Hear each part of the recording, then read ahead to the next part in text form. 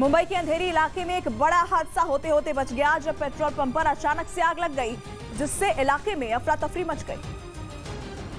देखते ही देखते आग विकराल होती चली गई। जिस वक्त अंधेरी ईस्ट के मरोल नाका इलाके में बने पेट्रोल पंप पर हादसा हुआ, उस वक्त मौके पर कई गाड़ियां मौजूद थी जिनमें पेट्रोल डाला जा रहा था, लेकिन तभी पेट्रोल पंप के केबिन में आग लग गई। केबिन के ठीक बराबर में पेट्रोल की बड़ी टंकी थी। आग लगते ही पेट्रोल पंप पर अफरा तफरी मच गई। इस दौरान कई लोग आग बुझाने की कोशिश करते नजर आए। पेट्रोल पंप पर आग लगने की जानकारी जैसे ही फायर ब्रिगेड विभाग को दी गई तो सबके हाथ पांव फूल गए। मौके पर पहुंची फायर ब्रिगेड की 4 गाड़ियों ने पहुंचकर आग पर काबू पाया, जिससे एक बड़ा हादसा होने से बच गया। लेकिन जिस केबिन में आग लगी थी वहां रखा सारा सामान जलकर राख हो गया। रूस और यूक्रेन की जंग में अब ईरान और इजराइल आमने सामने आते दिख रहे हैं।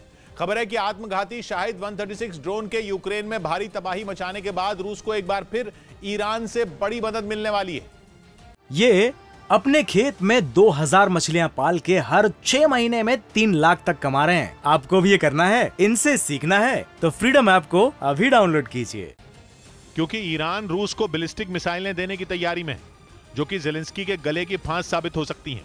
बताया जा रहा है कि ईरान की तरफ से रूस को यूक्रेन के खिलाफ जंग के मैदान में उतारने के लिए सतह से सतह पर मार करने वाली बैलिस्टिक मिसाइलें मिलने वाली हैं। यही वजह रही कि इजराइल ने भी यूक्रेन की मदद का प्लान तैयार कर लिया, ताकि ज़ेलेंस्की की फौज रूस को ईरान से मिलने वाली बैलिस्टिक मिसाइलों का मुंह तोड़ जवाब दे सके।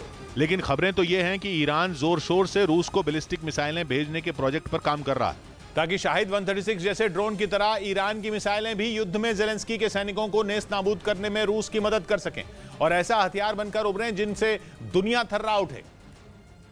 ठीक वैसे ही जैसे कुछ रोज पहले ही ये खबर आई थी कि कीव और दूसरे शहरों में ईरान के ड्रोन से जो हमले हुए, उन्होंने अमेरिका से मिले एयर डिफेंस सिस्टम को भी बेकार साबित कर दिया।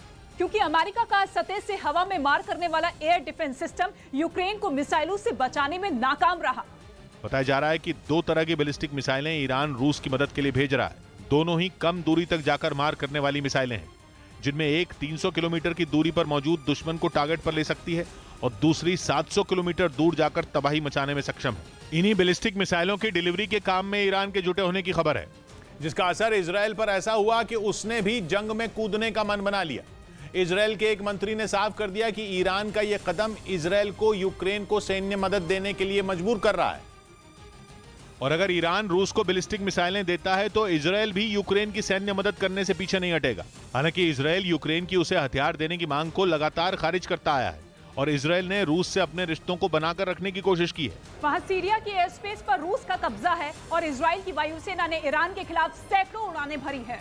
वहीं दूसरी तरफ खबरें हैं कि जंग छिड़ने के बाद 14 जुलाई को इजराइल ने यूक्रेन को 1500 हेलमेट और 1000 गैस मास्क भेजे थे। 27 जुलाई को भी इजराइल की तरफ से यूक्रेन को खाने पीने का सामान भेजा गया था, जिसके बाद हाल ही में खबर आई थी कि ईरान के ड्रोन की खुफिया खबरें इजराइल यूक्रेन को दे रहा है।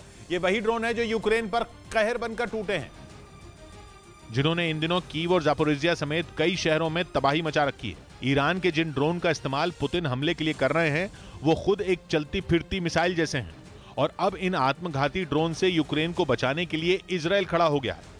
खबर के मुताबिक इजराइल की एक कंपनी ईरान के ड्रोन की सटीक जानकारी यूक्रेन को दे रही है। बताया जा रहा है कि ये कंपनी सैटेलाइट के जरिए ईरान के ड्रोन का पता लगा रही है और फिर उनकी सटीक पोजीशन यूक्रेन को बता रही है, और इसी जानकारी के आधार पर यूक्रेन की सेना जंग में इस्तेमाल हो रहे शाहिद 136 ड्रोन का खात्मा करने में जुटी है।